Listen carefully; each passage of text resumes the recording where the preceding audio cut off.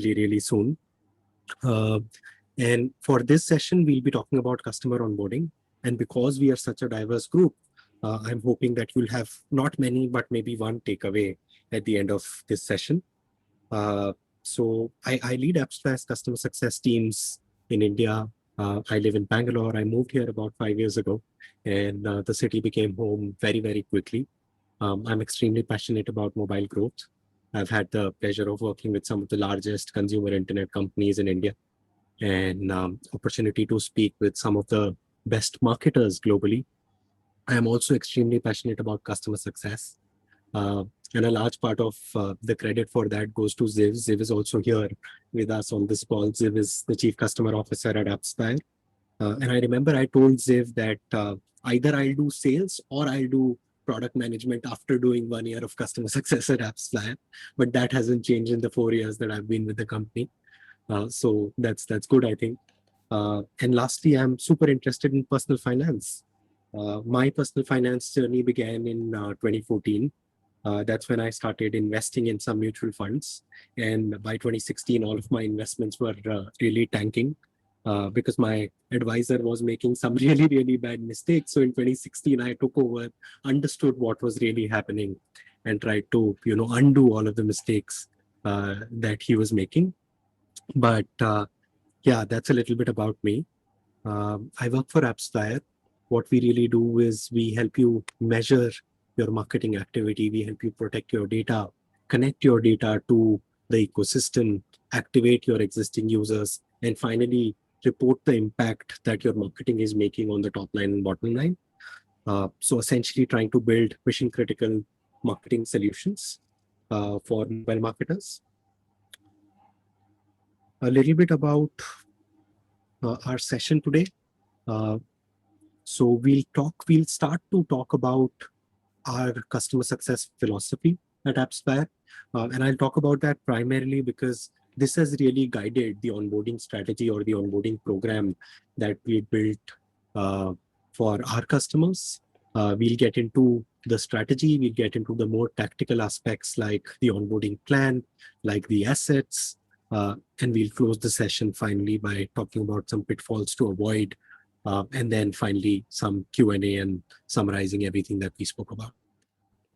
I want to keep it interactive, so if you have a question, please feel free to sort of come off mute and talk. That's fine, that should be totally okay. Let's begin by talking about customer success. How many of you have seen this equation, CS equals to CH?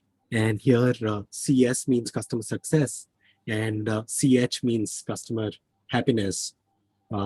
If you've seen this equation or if you agree with this equation, then maybe drop in a yes or a no in the chat box. So feel free to do that. Let's see, what are we hearing? Deep says yes.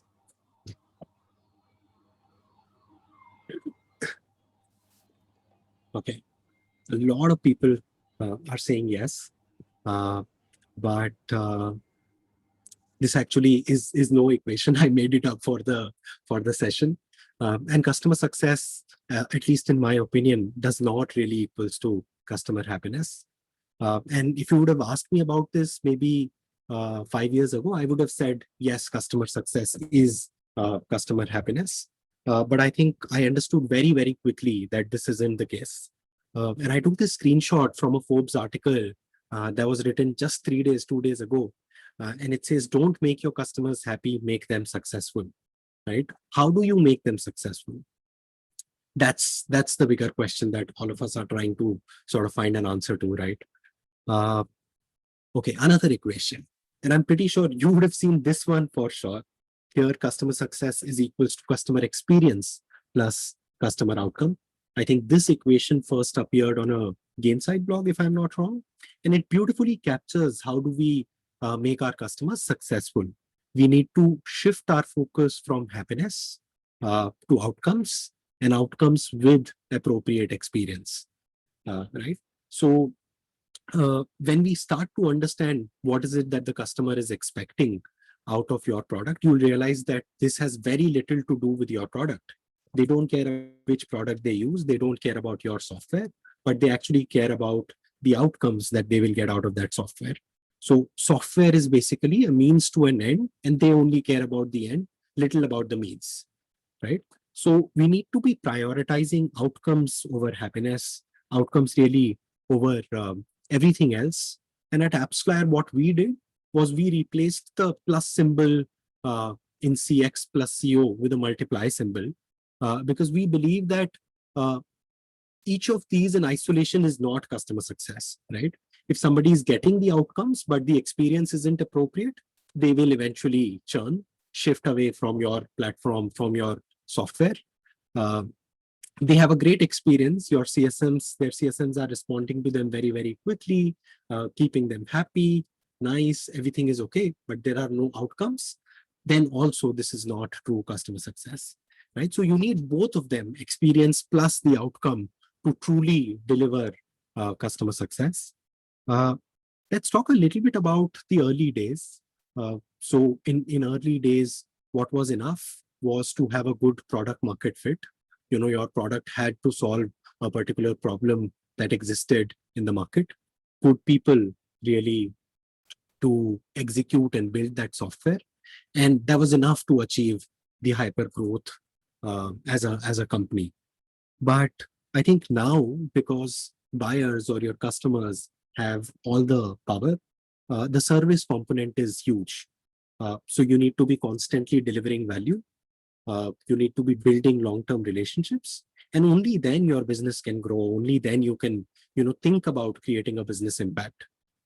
So if value and relationships go together, that would lead to business impact, uh, not only for your customers but for your business as well. Um, this is, a pyramidical representation of what customer success looks like. And I think the foundation stone of customer success pyramid is a five-letter word, which is trust. Right? So it's a small word, but a lot of meaning sitting in there. You need to build that trust quickly. Once you've built that trust, people will start listening to you. When people start listening to you, you get opportunities to provide value. Once you start providing value, you get opportunities to deepen your relationship with your customers. So, with all of this in mind, we built our customer success mission statement. Uh, and our mission statement is listen, learn, help customers their desired outcomes while long-term relationships. And you'll see how this ties into our onboarding process and the process that I'm trying to recommend. Uh, so, if you think about it, the journey that a prospect goes through to become a loyal customer starts from their marketing experience with your brand, goes into the buying experience when they start selling, when your salespeople start selling your software. So they interact with basically multiple teams before they become your customer. And your relationship as a CSM, it typically starts with the onboarding phase. Onboarding phase in which we're trying to understand what is it that they expect out of the product, and finally goes on to the service experience that they have with us. So the process of building long-term relationship that we want to build with our customers is starting from onboarding, and it's such a crucial piece to what we do as CSMs. So a little bit about the onboarding strategy. Uh, I think it's extremely important to understand that our software or whatever software that we are selling is going to help the company, the organization. But at the end of the day, who buys this software?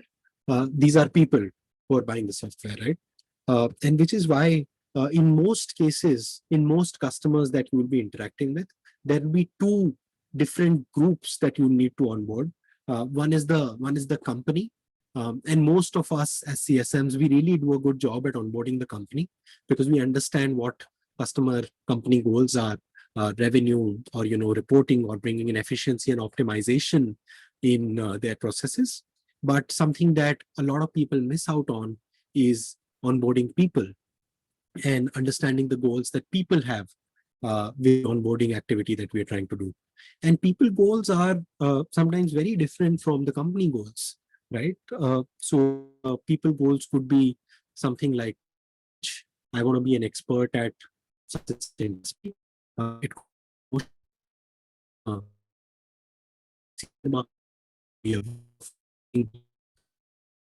extremely important to have these people goals in the back of your mind and do something to address these people goals as well during the onboarding process, or at least build the relationship to understand these goals and solve them while you engage with your customers.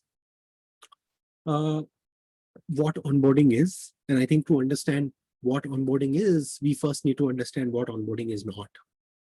So onboarding is not implementation. Somebody from the tech team implemented your software, integrated it, went live with it. Is training and demo is not onboarding as well, and the product starts to get used is also not onboarding. I think in my mind, onboarding really is the first value delivered. So when you discuss with your customers what is it that they are expecting to achieve, the first time you are able to hit a little bit of that, that I think is onboarding. And that's not enough. You actually need to narrate it back to the customer. So that would, in a lot of ways, complete what onboarding means. And onboarding is an experience that has to be value and outcome driven, right? We're constantly talking about the outcome piece in customer success, and the outcomes actually start getting delivered from the onboarding itself. So it is an experience that is value and outcome driven. It has to be a consistent experience. So everybody on the customer side should feel the same experience, and you should be able to replicate this experience across customers if needed. All right. So it should be a consistent experience, and it should be a planned experience. Shouldn't be confusing for people. So that's what a good onboarding should look like, and how I typically design an onboarding process is to design one for the largest and the most valuable customer that we have, and finally trim it down to suit it to other medium and small customer base. So with all of that in mind, I think what we decided is to deliver a consistent, high value, mind blowing customer onboarding program that makes a difference. We've consistent, we've captured value and outcomes, we've captured the experience bit with mind blowing, and finally, something that makes a difference in the life of the people who are using the software. So that's what a fantastic onboarding should look like. Now, how do you put it in practice? So starting to talk about the onboarding plan and getting into the tactical side of things, there is an aspect which is pre-onboarding. So even before the actual onboarding process starts, there is a pre-onboarding phase that I like to have. And in this pre-onboarding phase, the first thing that you need to attack is the handoff. Handoff basically means the transferring of an account from the account executive or the salesperson to the customer success team. And in this process, make sure to get a download of the customer business from the sales manager, what has been communicated to them, what are the expectations that the customer has, how do they make money, the customers, how do they make money, what are the promises that the sales team made during the sales process, and what was the commercial package that was sold to the customer. So all of these aspects. And finally, the people. Who will do the tech implementation? Who's our main POC over there? Who makes the decisions, etc. A lot of times you will realize that this getting a hold of this discussion that sales is done with the customer will really build the foundation of what you will think about as the onboarding experience for the customer. And finally, have a plan. Prepare a plan to onboard the customer, document it, put a timeline to it, decide who will own what aspect of this plan, and make sure to consult with your sales team members when you're building this plan. So doing both of these activities, that is the handoff and planning, pre-onboarding, before the onboarding actually starts, is a great way to shape up the onboarding experience for your customers. Now, getting to the actual onboarding process, it starts with a kickoff call, a kickoff in which you are trying to discover what the customer business is about, how do they make money, what are their goals and challenges, the KPIs that matter to them, what is it that they are trying to achieve, what are the jobs that will be done using the software that they've just bought, right? So that's a kickoff call that you're doing with your customers. In this kickoff call, you're also sharing with them a little bit about the plan that you will have to onboard them. And then finally, actually executing this plan and implementing things. So there should be something like a welcome kit, and we'll touch upon that when we talk about the onboarding assets. But there should be a welcome kit so that they aren't lost. They know how to get started. You guide the implementation and you break the implementation down into multiple phases. And once that is done, make sure that as a plan, as an implementation plan, you also migrate them from their current solutions, from their existing ways in which they are trying to solve these problems to your solution, right? So migration is an important piece of onboarding as well. Education, which is the third piece of the onboarding process. So do video calls, do learning sessions, do Zoom meetings, do it via recorded uh, conversations, and follow it up by Q&A sessions is how you can educate the customer. In some cases, what we are trying to experiment with is also package all of this education activity into an LMS platform and build an academy experience really for the customer. Finally, reviewing all of the things that we did. So did we deliver on the business outcomes, or did we start delivering on the business outcomes that the customer expected? Have we gotten rid of the existing solutions that the customer has in place? And finally, I think do an onboarding business review. This is a practice that we started, I think, about maybe 1 year ago.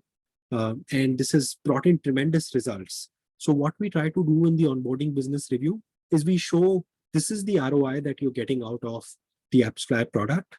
This is your performance, and this is your performance compared to the benchmarks. We show the progression of the performance over time. And finally, try to close the session with a review of their adoption, out or talking together about opportunities for growth, right? So what are the underutilized features? What are the industry best practices that others are using and this particular customer isn't using? And towards the end, a feedback, some time to get the feedback of what is this customer trying to do with the product, and are we delivering the value? So that's what the onboarding process should look like. A little bit about the onboarding assets. Adi, thank you. A little bit about the onboarding assets. To be able to run a successful onboarding program, you will need assets, and you need multiple kinds of assets fully updated. So email templates, basically a copy for every step in the onboarding journey. Trackers, Google Sheets, basically trying to cover all the details of the onboarding process. Training decks, training videos, an onboarding kit, and finally a customer portal, a place that basically hosts everything from the onboarding kit to the other assets to the meeting recordings, etc. that we will host in the onboarding process. So email templates, we have a lot of them. We have a kickoff and discovery email. In most cases, what we try to do is for each of these emails, there is a call that happens. The CSM is actually discussing all of these things with the customer. And to follow up on that conversation, goes out an email. And that email copy is written beforehand. So you aren't reinventing the wheel every single time that you are doing this onboarding. So the first email is really kickoff discovery, trying to discover the POCs on the customer side, what are the business goals, etc. The email one that we send is getting their team members added to the account, introducing them to our documentation, introducing them to the onboarding process, sharing the tracker, and I'm going to show in a minute what the trackers look like. Finally, starting to implement things, changing settings on the dashboard, migrating them, building the data pipelines and making them use the APIs, and training and education. So starting from 0 to 6, everything is done in advance so that we aren't reinventing the wheel again and again.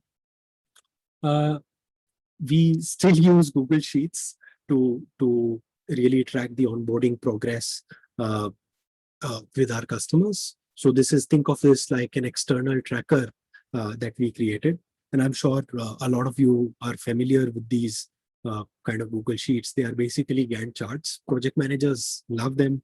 These charts, they help you understand the timeline, the process, the owners, the details, basically anything and everything to the T when it comes to any process. So we have these trackers and we go ahead and share them with our customers. Sometimes we have advanced trackers. So if we are getting into a really complex integration, we would create a tracker just for the SDK implementation. SDK is basically the technical implementation that goes into getting a customer on board. So what you see on my screen right now is just the SDK integration tracker, right? So there are multiple trackers that we try to do. And these really help us keep our complex onboardings on track. Uh, Decks. So this is a screenshot of all the decks that we have.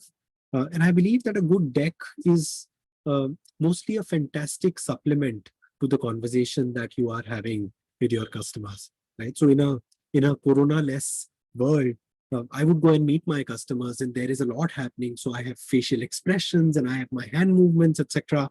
And there is a physical meeting that is happening. And explaining things is a lot more easier.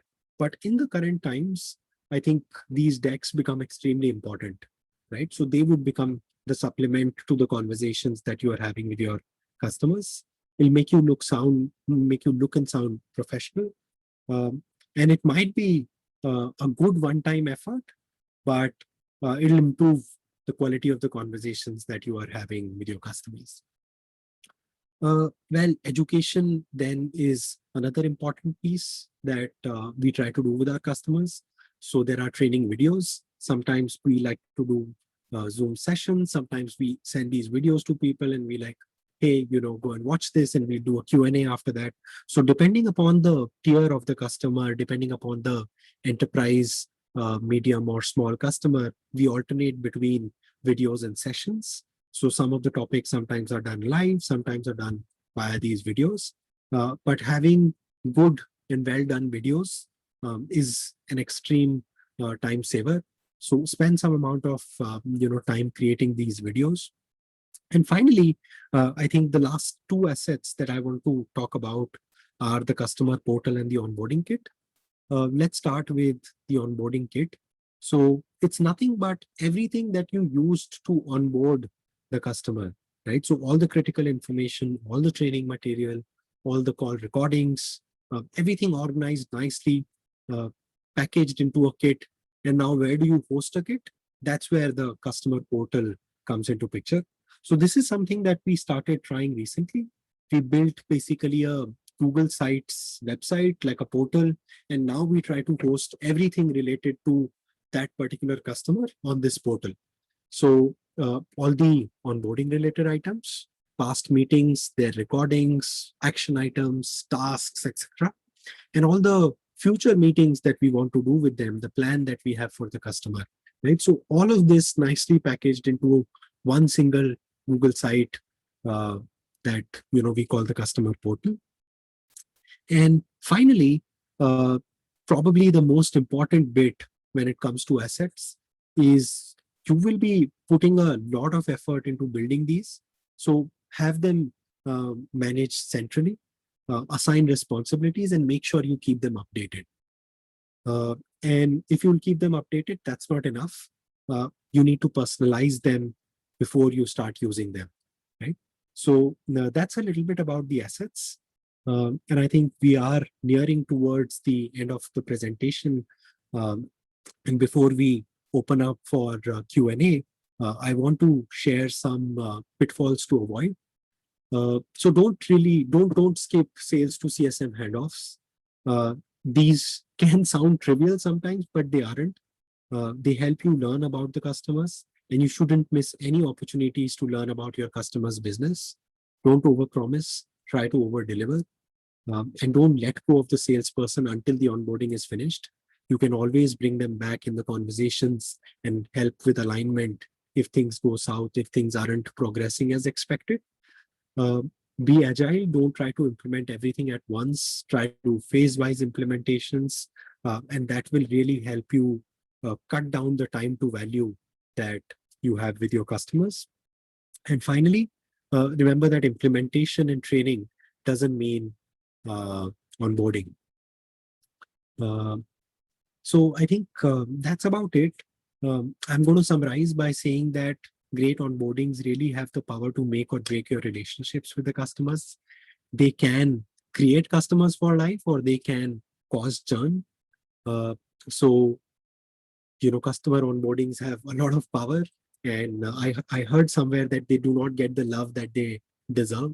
So give onboardings the love that they deserve. Try to understand customer business, the business goals that they have, and try to make it a part of your onboarding process. uh, Design an onboarding experience for your largest customers and later trim it down. And for the most significant and the most valuable customers that you have, do things that don't scale. Paul Graham of Y Combinator wrote this line, do things that don't scale, in a very different context, but I think it applies very well in the customer success world in onboardings. Uh, so if you do things that don't scale, you will be able to personalize the experience that people have with your product, with your onboarding. And the bottom line is that, are your customers getting value out of the product? Are they agreeing that they get value out of the product? And in the process, have you built the relationship that you're striving to build with your customers? And in true Steve Jobs style, one last thing and one more thing is that onboarding matters. I actually picked up this line from a book that Donna Weber wrote. The book's title is Onboarding Matters. And I think Ziv also sometimes like to say that onboarding is the honeymoon period. So try to make the most out of that honeymoon period that you're getting out of those customers. And it has the power to really change things and make customers for life. So that's it from my side. I think over to all of you guys for your questions. Awesome. Thank you, Aditya. It was a great knowledge bank of customer onboarding. I'm definitely going to use a couple of things in the upcoming days. Thank you so much for the session. We'll just move to the Q&A. Let me just share my screen.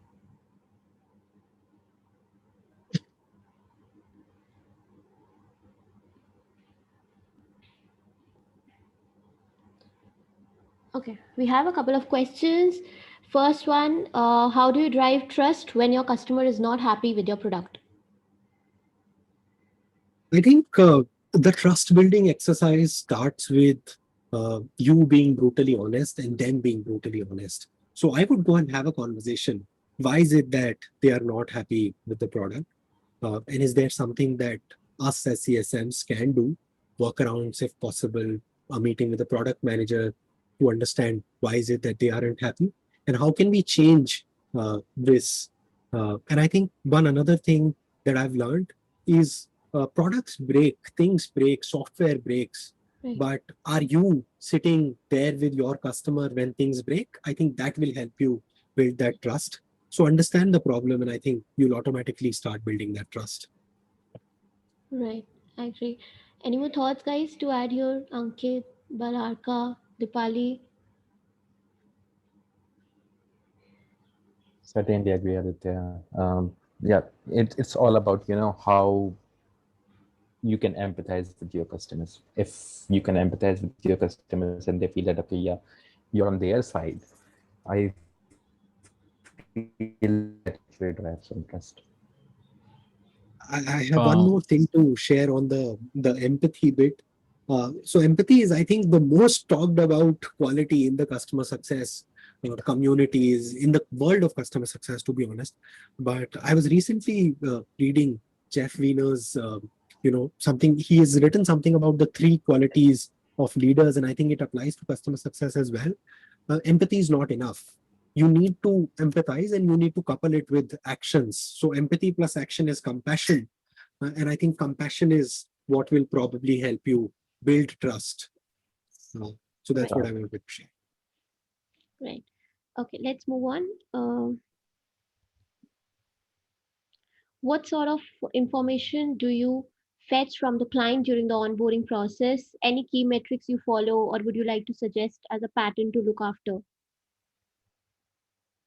Okay, let's start with what sort of information we fetch.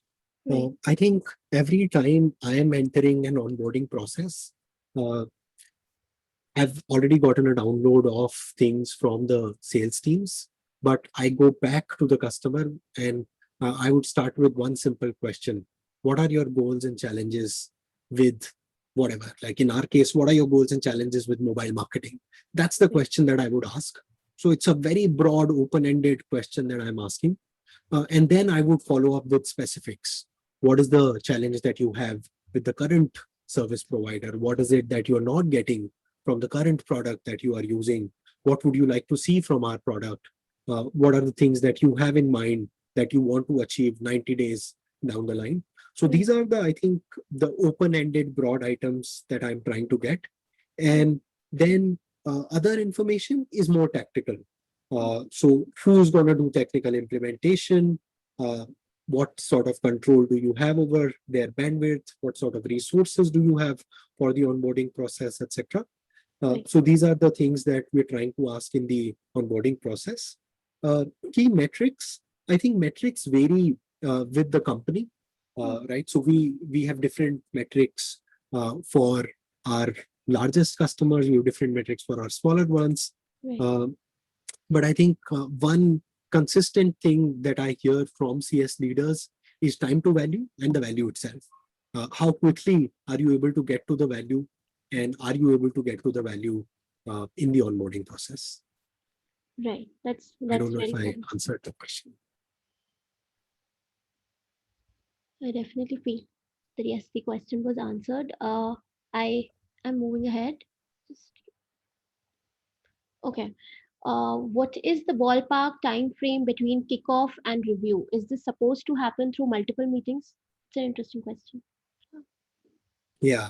So again, kickoff to review. In my mind, a large onboarding up till the review time would take anywhere between 60 to 90 days. But this varies by the complexity of the implementation, by the complexity of business, by the complexity of things that they are trying to achieve. So this varies, but I think it should happen, the review should happen within 90 days of the kickoff call that you've done with your customer. And about multiple meetings, I think from kickoff to onboarding is probably maybe like 6 meetings for our largest customers. It would take 6 meetings. And I think, again, it would vary. We are a very high touch CSM team. So which is why we do a lot of meetings before we are able to finally get to that review place. Got it. Got it. So basically, we can like take that to be estimating around 6 to 7 meetings if we talk about in general, right? Right. Yeah. Right. Got it. Okay. Any more thoughts here to add? Balarka, Kirat, Vinod. Bhavika, one question. I mean, it's not, Sure. I know it's not a platform to ask question in this matter, but I actually was on mute when the first question was being asked, like, how do you change back customer experience if you already had, or gain trust in a customer if you already had a bad experience? But this is just a couple of lines on that. This is a very common problem, but Sure. I believe one important aspect that really can be followed when you're having a customer who might turn due to the bad experience he has faced is to give them experiences which can turn back the tide in small chunks. For example, if you have a big product that the customer is using, it maybe like several components of it, and the customer is not happy with the whole thing, start proving yourself in short chunks so that the customer starts gaining that confidence in you. In that way, I'd say that that can be a cascading effect which can actually do you wonders down the road. Right, right. I agree with you on this, Baraka. Yeah. Thanks for sharing your thoughts. Yep. Okay, I'll move on. If a company expects a CSM to onboard 100 customers in a week, what could be the best approach? Oh my God. Even I want to know the answer of this question. Okay, I'll be honest. I want to know the name of the company. I I don't know the answer to this because this is the scale that I personally haven't dealt with in my customer success journey. But I think if this is the expectation, then you probably need to do a lot of tech touch over human touch. You need to do a lot of templatization over personalization. Uh, and you need to find good tools to be able to help you execute these things automatically, right? Yeah. Send this email when ABC happens, follow up when somebody doesn't respond, get this setting done. So all of this needs to be templatized and automated if we are trying to onboard 100 customers in a week. That's a lot of customers. Right, right. Also, it is, since like we are on this question, I have a follow-up question on this. So I know, of course, 100 customers in a week is too much, but there are, of course, timelines attached to onboarding. That yes, you need to onboard this customer maybe in 4 to 5 weeks or stuff. But they're always they're always adjustable, right? It's always important to understand that onboarding should be done properly. The timings and the timelines can get adjusted. That's the secondary bit. Am I right on that? Absolutely. I think as long as you're progressing in the right direction, Right. 1 week lesser or 1 week more Yeah. is not going to make or Doesn't break matter. your life. Right. But it is going to make or break the customer for life. Yeah. It has the potential to really, uh, you know, Affect. prohibit that value from getting delivered if not done right. Right. Got it. Got it. Okay. Uh, when is the onboarding business review done? Okay. I don't know. I think a lot of people do quarterly business reviews, executive business reviews, right? So we basically changed or renamed our first QBR to an OBR, business review, and we do it 90 days from the kickoff or 90 days from the date when we sign the contract with the customer. And what we're trying to achieve in this onboarding business review is we're showing that, hey, you know what? You subscribe to us. Great. Thank you for your trust. Here is what you achieved in the first 90 days. Here is what we want to do with you. And here is what you're already doing. And here are things that you aren't doing, but the industry is doing and getting value out of. And finally, like a feedback session. What do you feel about this? Are you getting the value that you expected, etc.? So that's the timeline and the contents of the onboarding business review. Got it. Got it. And is it like the contents like vary a lot if we compare it with the quarterly business review, right? Like I know, of course, it would vary because the motive of the review is different, but Right. but of course there would be some or the other similarities as well, right, Aditya? Yeah, for sure. I think, in fact, a lot of similarities, a lot of content that goes into OBRs is also done as EBRs.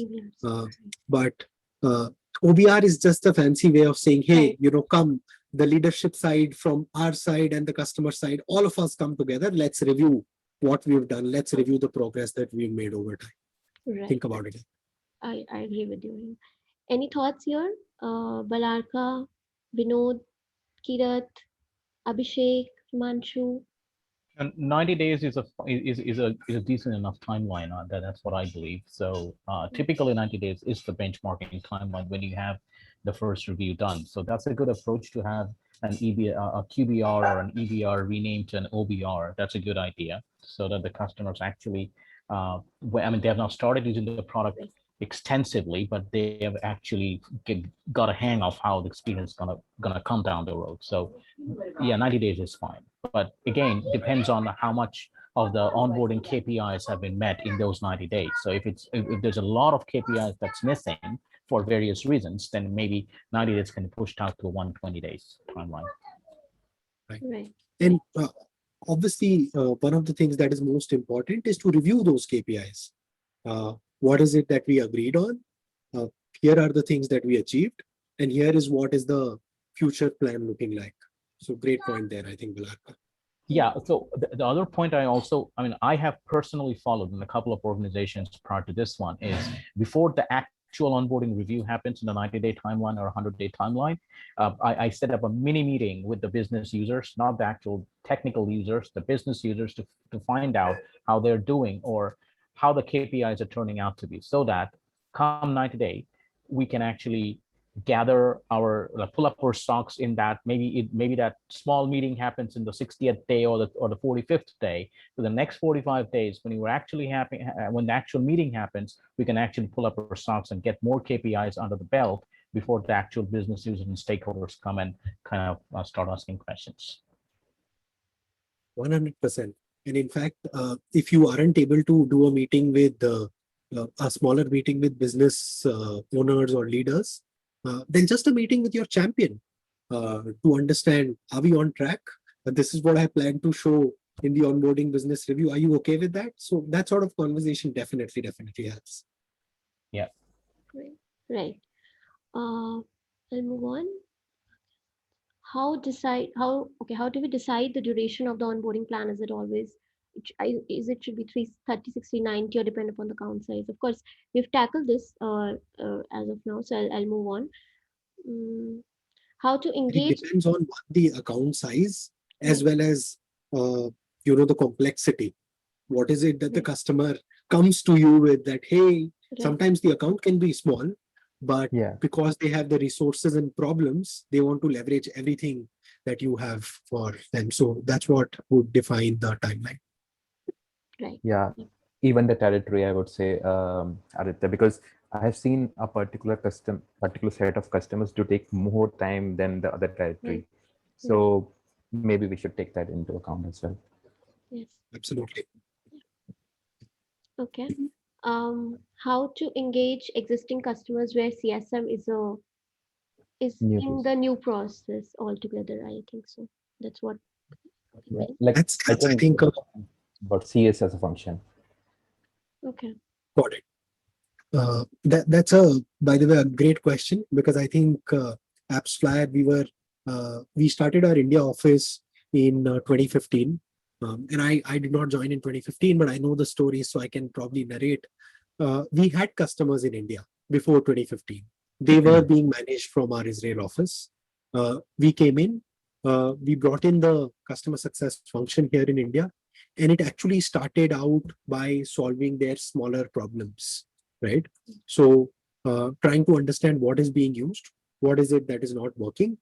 And I think maybe like 60, 70, 80% of the time that the CSM was spending in 2015 was completely on reactive things, just problem solving, just trying to make things work, trying to ensure that the customers are able to leverage the product to the fullest. And slowly, I think from 2015 to now, we've been able to bring in maybe 65, 70% of the effort on the proactive side, and 30% still remains reactive. So start by reactive problem solving. That's a great way to engage with people. I'm sorry to interrupt. That's a good point. When in one of my organizations, there was no customer success function at all. So we had to start. I was tasked to build up a CS team from scratch, and there were a lot of strategic accounts who needed a customer success function badly.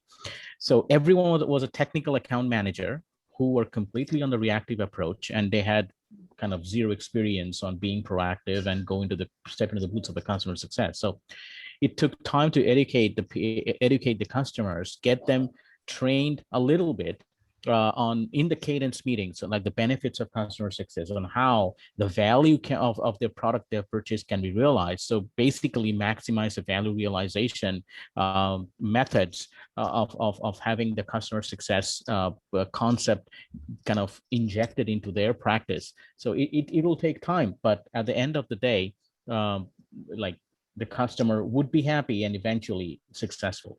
So for organizations where there is no CS function pre-existing, it'll take time, but eventually it'll work out.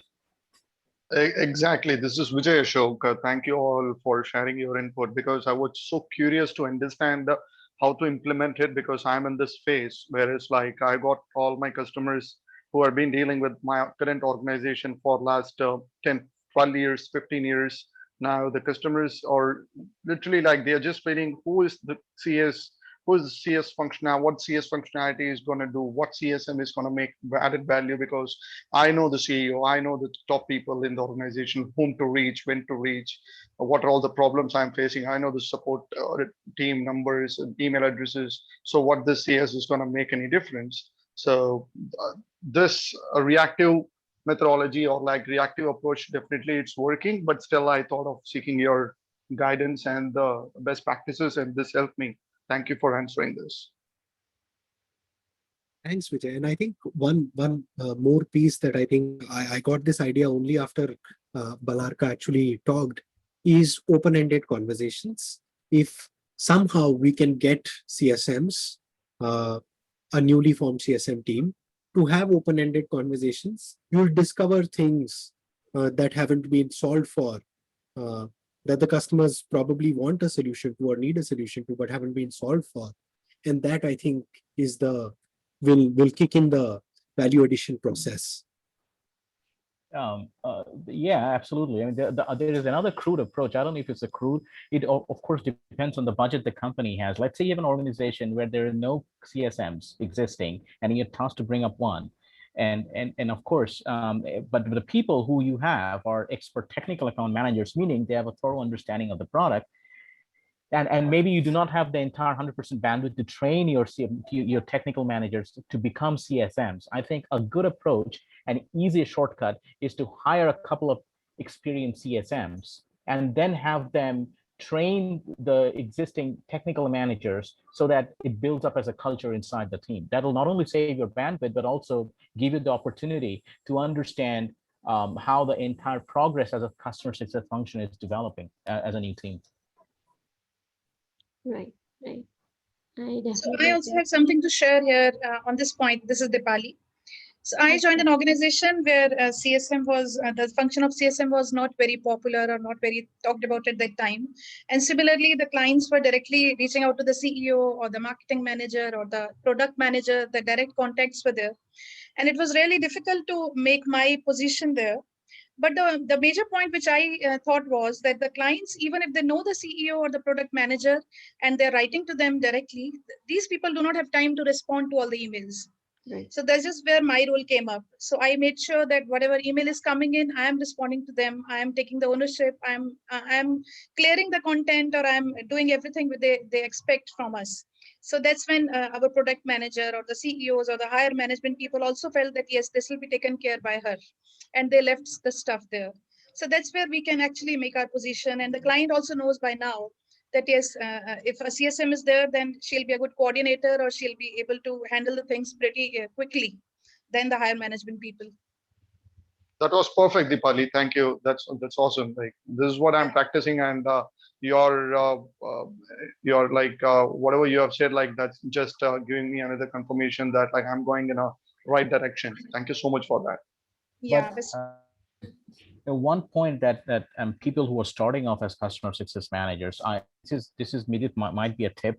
Long time back, when I started my customer success career, one of my customers, and she was like the VP or I don't know, maybe the CTO of the company, I don't remember.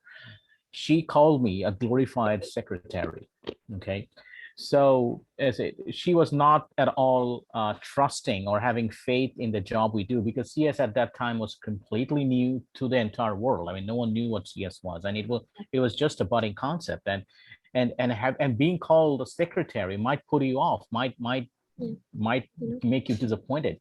But be prepared to have such customers. I mean, people might not like the whole job you do. So, but just go on and do your stuff.